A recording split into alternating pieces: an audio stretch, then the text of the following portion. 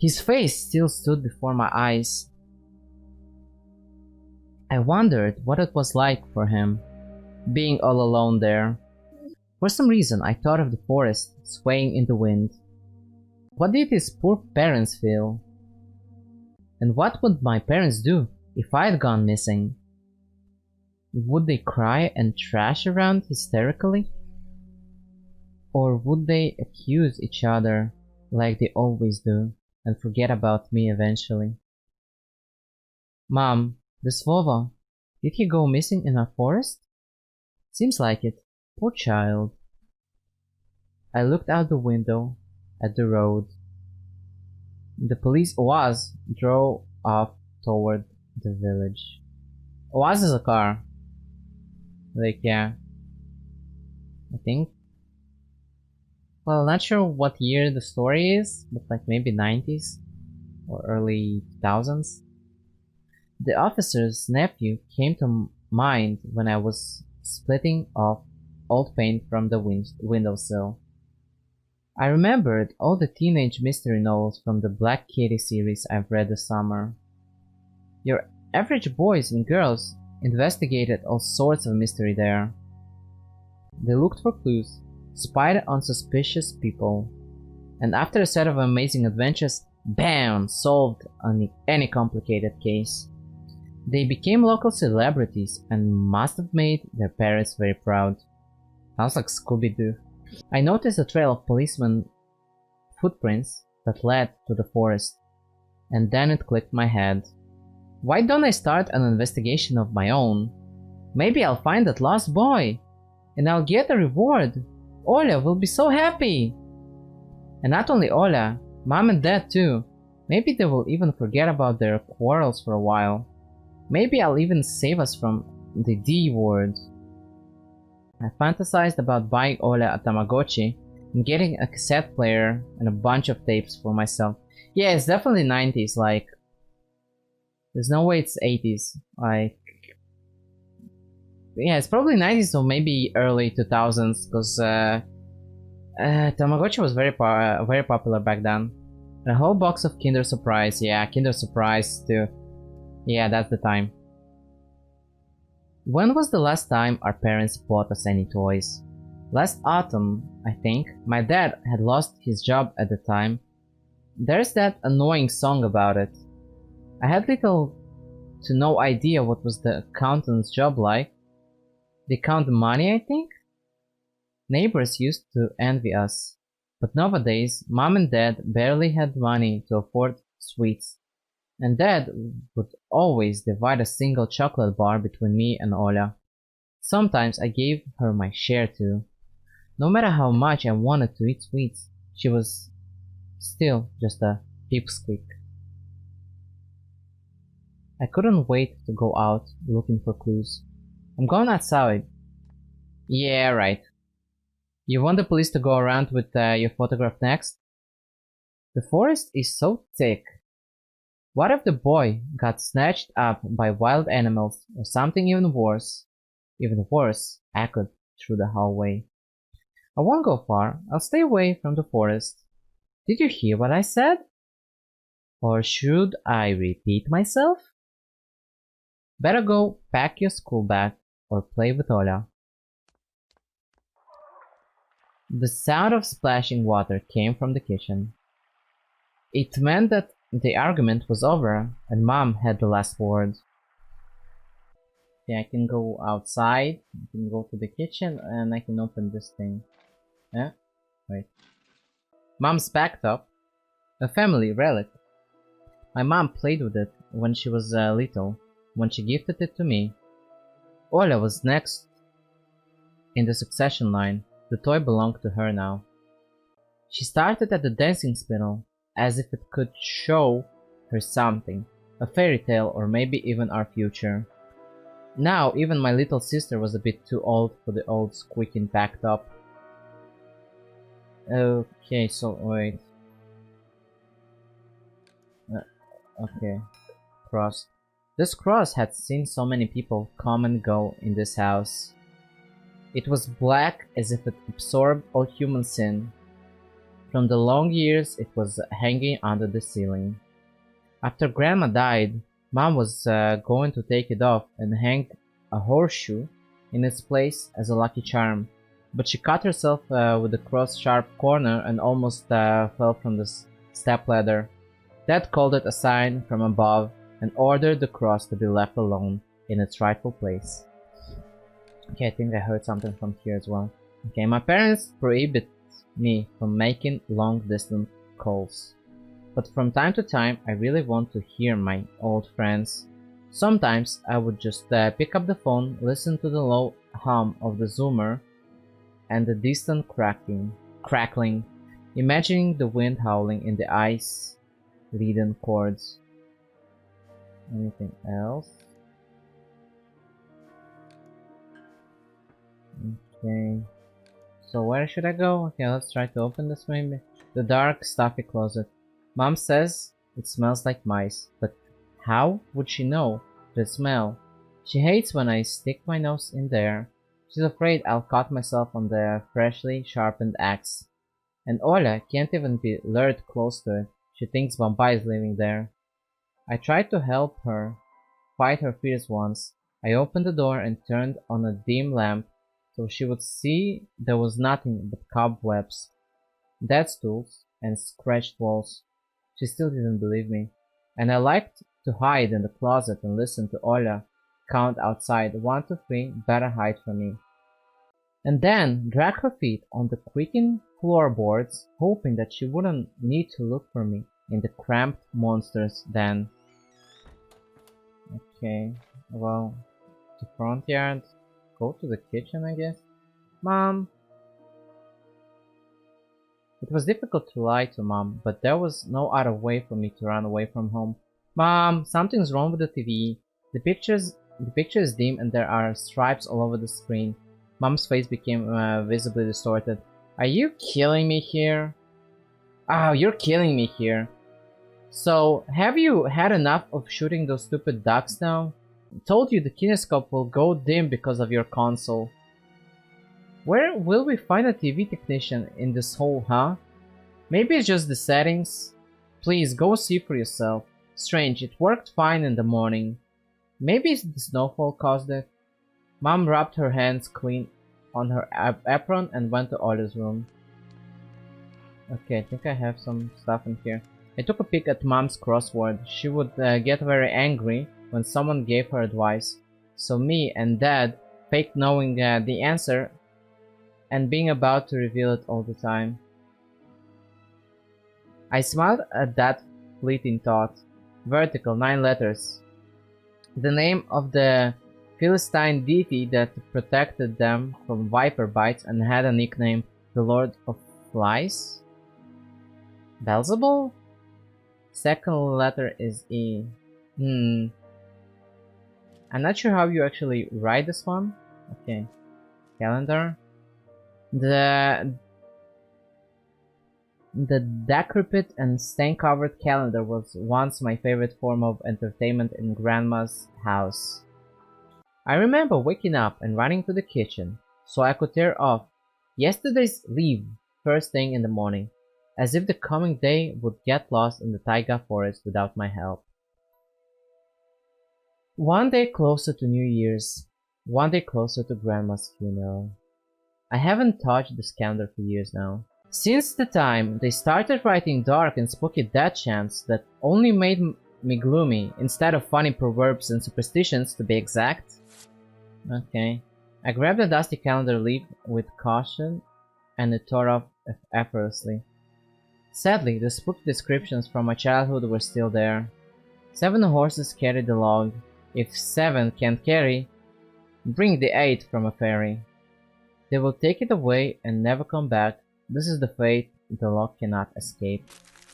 I crumpled the grey leaf and threw it to the waste bin, hoping to get rid of the anxiousness that washed over me. It was spreading inside me like ink stain on blotting paper. Okay, I think check this one. Radio. Emercom of Russia has declared the state of emergency due to adverse weather conditions. According to the weather forecast, A cyclone is moving toward the region. Expect heavy snowfall, blizzards, and snowdrifts on the road. Keep your eyes open and take care of yourself. Okay, turn back. No, check. Okay, I can wait. Okay, there is something in here. Oh, I got achievement. Senior Lieutenant Tikhonov Konstantin Vladimirovich. Telephone number 20337. Okay. Wait. Okay, that's it, I guess. I can open. Turn back. Anything in here? Grandma kept ice cream for me and Olya there, but now I could only see meat bits for soup and clumped together pelmeni. I grew to hate them already. Wait, that's it? Anything else in here? Okay, guess I have to turn back. Okay, I went to kitchen, to front yard, I guess. Ooh, now this is a scary thing. I opened the front gate and went into the field. Carefully, so Mom wouldn't see me from the window. When I crossed half of the distance toward the forest, the snow piles became as high as my knees. I remembered my nightly fears. I saw those silhouettes around here. They were jumping around, holding hands. That hypnotizing music started playing in my head all on its own. In the light of day, those distant figures felt like a simple dream. The sun turned my nightmares to ash, but the aftertaste was still there. Distant ringing in my ears, distorted shadows crawling on the snow alongside me, and a barely audible whisper in my head, blurry and almost kind. Everything was silent. So silent I felt like the world was totally empty. No ground, no sky, no parents, no Olya. The time reached its limit. A one-way trip that ended at the forest's piney stockade. Sometimes silence was much scarier than any scream. Actually, yeah, there was like a kind of experiment where people were in a room without any noises at all, and after some time they started to experience hallucinations and stuff like that. So yeah, it is quite scary. Our parents would scream at each other while arguing, and both me and Olya turned to stone listening to them. But then always came the ringing silence. Our apartment became numb a couple of days before we departed. It was hard to remember the last time Mom and Dad joked around, laughing, or spent time together, almost like all of it was in a previous life. When they kissed with Olya present, she always frowned and snorted in a funny way. But one day it all changed, and something scary filled the remaining void. It was as if a fire broke up and our parents were hurriedly packing our belongings, trying to save themselves and us. From who though? From the people with dead cold eyes who sometimes visited us in our previous home? The eyes that only saw balls of worms on the black ground in everything. And somewhere far away, a siren was going off, trying to warn us of the coming menace.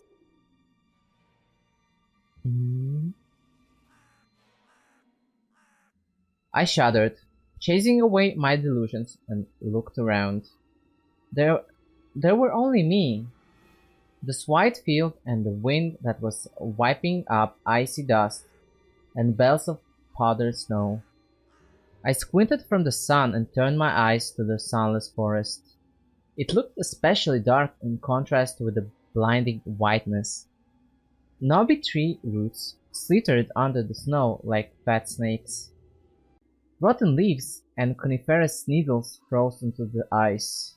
Dry, pricky branches intertwined, bringing up uncomfortable thoughts about fences. Were they protecting the forest? Or were they keeping something from breaking out? Some object was hanging from one of the pointy branches. I tried to get closer, drowning in snow, and when I almost got to the edge of the forest, I saw a knitted mitten. It looked like a wounded bird among the hungering semi-dark. Should I take it to the police? The senior officer looked gloomy, but he still reminded me of Captain Casanova from my favorite TV show called The Streets of Broken Lights. Okay, that is actually quite a well-known Russian TV series from late 90s. So yeah, probably everything that is underlined. Okay, I thought maybe I can see a description, but never mind. He was also always anxious, with a tired look in his eyes, but still brave and strong. Will this mitten help them find the lost boy? Vova! I heard a distant shout. It looked like it came from the river. Vova! As if the trees were calling out to someone. Vova! Resounded closer to me. Someone was standing there, behind the trees, hiding. Vova! I knew someone was looking for the lost boy, but still, something was unsettling about that figure. Its stillness, how it was bent unnaturally toward the ground, its blackness. There's no one there, just branches and roots. It's all just my imagination. A nearby bird flapped its wings loudly. Okay, that was that was definitely something there. The shadow split from the tree and disappeared from my sight. I looked away for just a moment, but then I turned my gaze back to the same place. It was gone. So it was my imagination after all. Silence reigned for a painfully long time.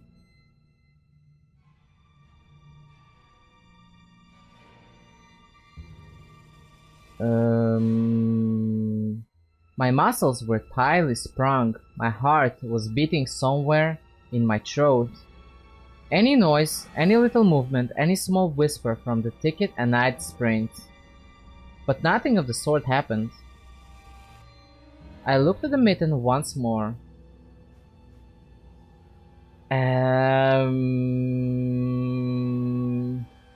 Okay.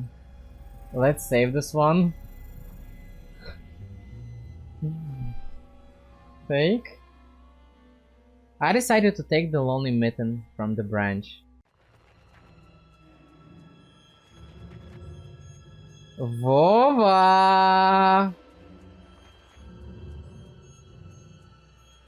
A shout rumbled across the field and dissolved into the distance. No echo, no hope for a reply. Okay, this is definitely... I stepped over the bristly trees and tried to claim my find. It didn't budge. I pulled harder, the branch cracked, and the mitten tore off, landing in my hand with a squishy sound. All too heavy, wet. I squeezed it without thinking and something dark spilled from it, forming a tiny string between the mitten and the snow. Steam rose from the snow pile.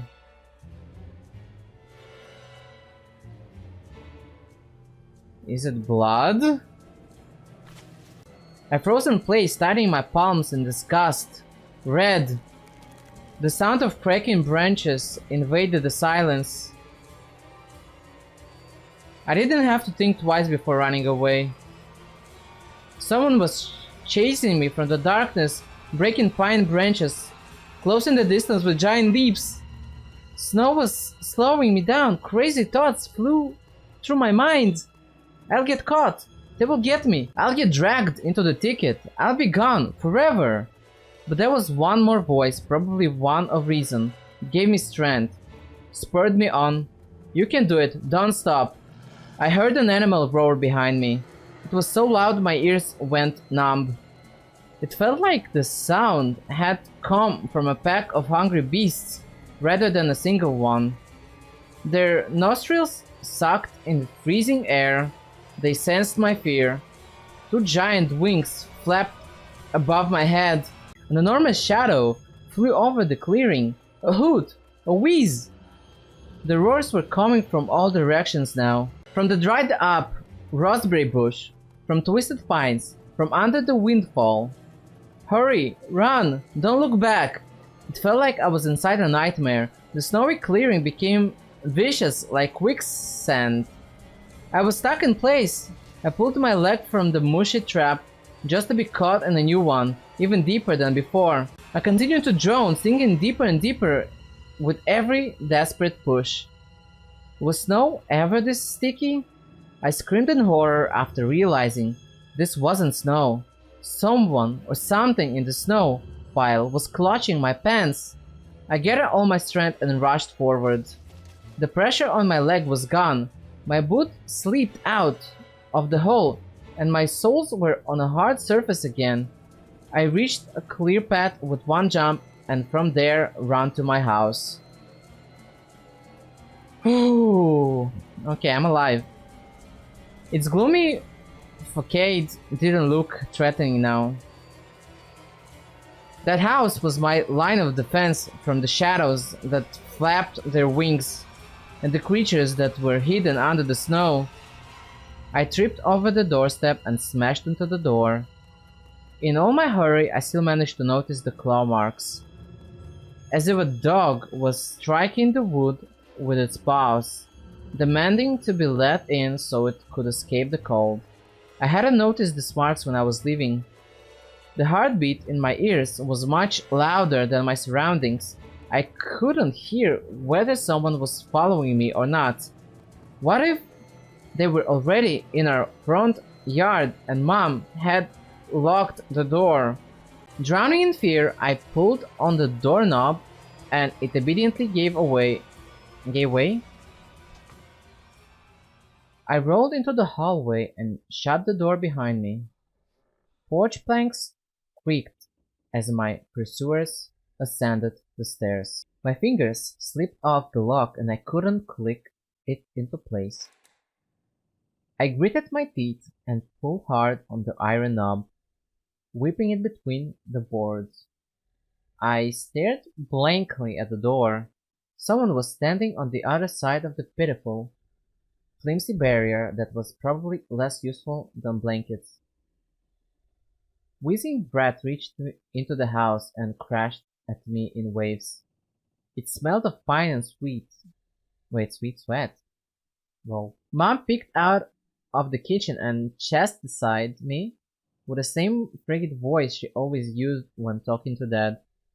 What exactly didn't you understand when I told you never slam the door? I didn't mean to. I snuck a glance at the door. The smell was gone, and the breath was too.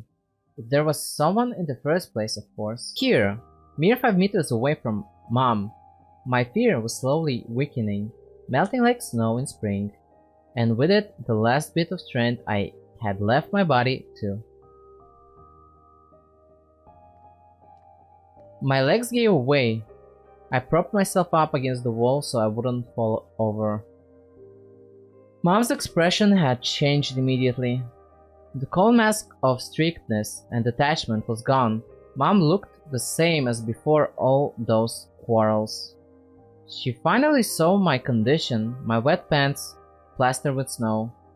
Where have you been? What did I tell you, huh? I told you to stay home. Am I nothing to you too?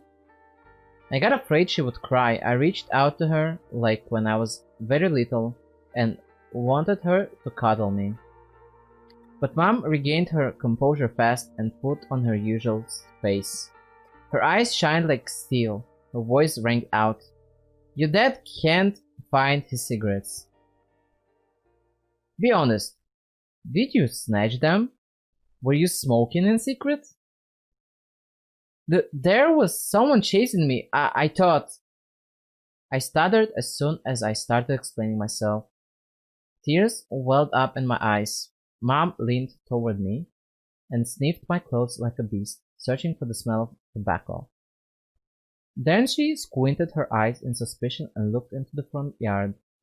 Her expression changed in an instant as she covered her mouth with her hand. Look over there, at the fence! My heart started thumping as if I became prey once again, and my pursuers were following me in the field. I could swear that I've heard something scratch at the door, just like in my nightmare. Mom beckoned me with her finger, and I gathered all my remaining bravery to look into the kitchen window, facing my fear.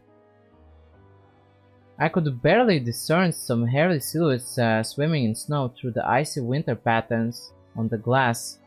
Dogs! Just a small pack of strays, with no name and owner, barely reminding of the hungry monsters that live on the edge of the forest. Oh boy! Were you scared of them? I think they'd rather be scared of you, Anton. They were chasing me, like a bunny. And what if they're a rabbit? The smile had slowly disappeared from Mom's face. Now she looked at the dogs as if it was her first time seeing them. What if they attack Olya? Mom? I wish your dad could just shoot them all. Mom, look! They're alive! Huh? What? Are they your friend or foe after all? Make up your mind! You're not a little kid anymore. Mom sighed in annoyance, and I felt so bitter that I bit my lower lip and fixed my gaze on the cobweb-ridden corner. Well, some detective I am. In reality, I wasn't risking my life among monsters, but rather my pants among a pack of stupid strays. And what for? What use do I have for this? Mitten. Of course! A dark and sticky mitten that belonged to the lost boy made a squishy sound in my hand. Seems like I was clutching it the whole time. That's my trump card as a detective. I hurried to present this clue to my mom. Mom, look, this is Vova's mitten. That boy the police were asking about in the morning. It's drenched in blood. I found it hanging on a tree. I can show where. Let's call the police right away, like the officer had told us to. Mom, look! Ew. The shadow of doubt slowly crept onto Mom's contorted face, as if she was trying to remember something distant, like someone tries to remember the dream, but the images slip away.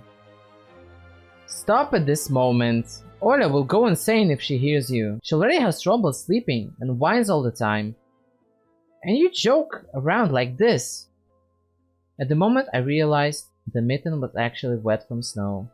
There was no blood whatsoever. I wanted to sink through the floor from embarrassment. Come here, my boy, who cried Wolf. Oh, don't just stand there. Come, take your pills. A golden-colored pill, reminiscent of a dead wasp, fell onto my palm. I already took one during breakfast. Don't talk over me. I told you to stay home and you... Dad would have given you a good whipping for that. Come on, take it, or you won't be able to sleep at night. And you have school tomorrow. So I had to swallow the bitter medication, drinking it down with similarly awful water that gave off a taste of chlorine. Maybe it wasn't Vova's mitten. Maybe it wasn't mitten at all. Just like the forest monsters. And Olya's owl. Am I going mad? What's happening to me? Either the pill had an immediate effect, or my overexerted brain didn't let fear inside anymore. Serenity washed over me, bringing yawny indifference along with it. Anton, you done? See? You can do it when you try. Take off your coat. Are you asleep? No, Mom, I was just thinking... What about, I wonder? It's just something silly. Mom scrutinized me with suspicious eyes, as if she wasn't sure. She was looking at her own son, and not some doppelganger that came from the forest. Is everything alright? You had the exact same expression when the policeman asked you about the window. I'm alright, Mom. She heaved a deep sigh. Fine. It seemed like the house had changed. The sofa's fabric had become discolored, Fingerprints appeared on the bathroom tiles. The light bulbs also felt different, dimmer and yellower. Even the saliva inside my mouth had a different taste. A melody from Aladdin could be heard from the upper floor. Olya was done rewatching her favorite Little Mermaid episodes and switched to other tapes. I slowly changed into my home clothes, stopped before the sink and studied my reflection in the mirror, like I was trying to solve one of those spot the difference puzzles.